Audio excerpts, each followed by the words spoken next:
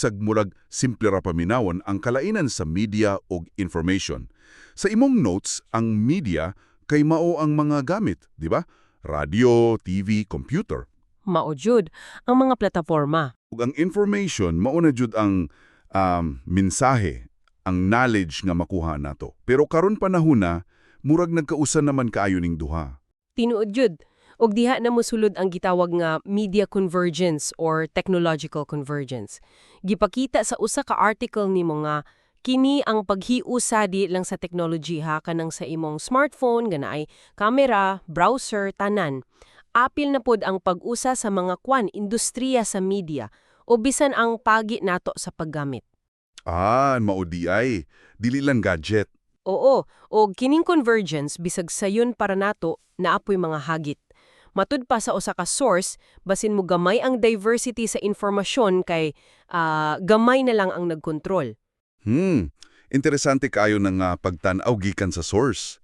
Naa sa ilaing klase sa informasyon nga giisgutan diya, ang indigenous knowledge o indigenous media. Unsa man pud ni?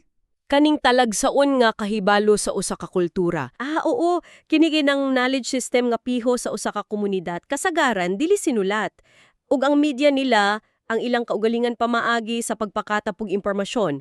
Ug ang gi-point out sa imong material kani daw kay mas giisip usahay nga kasaligan sa mga sakop sa maong grupo kay duol sa gigikanan ug dili sagad ginahimo para kanang ginansya. Okay. Pero siyempre, bisan unsa pa, kinahanglan gihapon ta mahibaw kung kasaligan ba gyud ang impormasyon, di ba? Kana siguro ang reliability of information. Giunsa man nato pagkahibaw. Ang imong notes naghisgot o pag-verify. Like, ang libro nga naay ISSN or ISBN, murag naay standard na gisunod. Sakto, nakapasar ng nagproseso, mao nang naay kuan credibility. Pero sa online, lahid ng istorya. Mas lisod milyod. Tinuod. Ug diha na pud mosulod ang legal side, ang copyright. Kanigyud ang proteksyon sa mga nagmugna. Sa atong pa sa Pilipinas, naatay Intellectual Property Code, ang RA 8293. Naapod ang Cybercrime Prevention Act, ang RA 10175. Ang paglapas ani, maunay gitawag nga infringement. Klaro kaayo na sa usa ka research paper nga imong gi-share. Pero naman po'y gitawag nga fair use. Murag exception ni siya. Pwede gamiton ang copyrighted work bisag way lisensya. Oo. Pero naay kondisyones. Para lang sa komentaryo, criticism, research, teaching, mga ingana. Ug kasagaran, gamay ra nga parte ang kuhaon, dapat i-cite ang original ug dili pang komersyo. Pero kuan? Unsa man? Base sa mga kaso nga gihisgot sa imong sources, murag dili gyud ni siya kanunay klaro. Naay gray area kung fair use ba gyud o dili. Mao, lisod gyud usahay i-define ang linya. O kanong kalisod online, nagdala pod og laing problema nga naa sa imong material. Cyberbullying. Grabe gyud ni nga issue kalon, dili lang ni basta away-away gaming ni. Paggamit gyud ni sa teknolohiya para mangbuli sa text, social media, pagpapakatabog chismis o makaulaw nga butang. Makalilisan gyud. Maunang importante kaayo ang netiquette, no?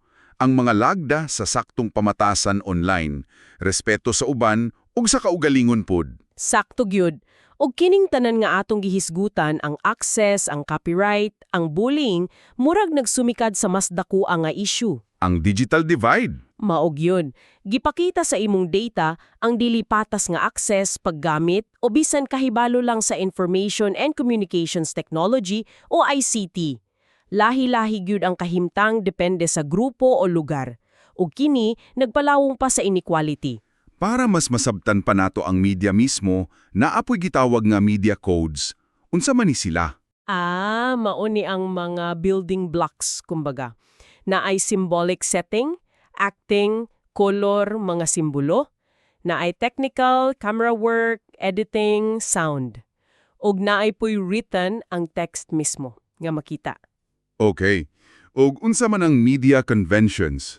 Kanina pod ang mga naandan o girecognize nga paagi sa paggamit aning mga codes. Na ay form conventions, unsaon paghanay. Story conventions ang structure sa narrative o genre conventions kanang mga Common na nya elemento sa usa ka genre like sa horror or comedy.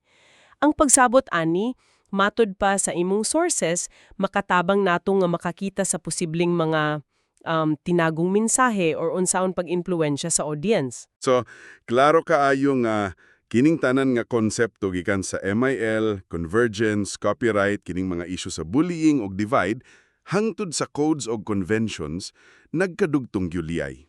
Ang pagkatunani dili lang para makadungag tag vocabulary, pero para gyud mas masabtan nato ning kalibutan sa impormasyon nga kusog kaayong kausaban. Maog yun. Og para mas responsable ta sa atong paggamit ug pagpaambit. Kay karon dili na lang ta basta tigdawat og impormasyon, di ba? Apil na ta sa pagmugna. Tinuod, ang yawe gid dinhi mao ang critical nga pangunahuna. Ang pagpangutana, pagsusi, dili lang basta mutuo dayon. Bitaw, importante kaayo na nga kahanas karon. Busa, samtang nagpadayon ning media convergence og nagkalapad ang digital world, unsa kaha ang mga sunod nga dagkong implikasyon ani sa atong katilian. Ilabi na sa mga lugar nga apektado paghihapon sa digital divide. Unsaon kaha nato pag-navigate aning tanan? Mao siguro na ang maayong palandungon nato pag-ayo. Dagang salamat nain sa imong pag-uban nining atong pagtuki karon.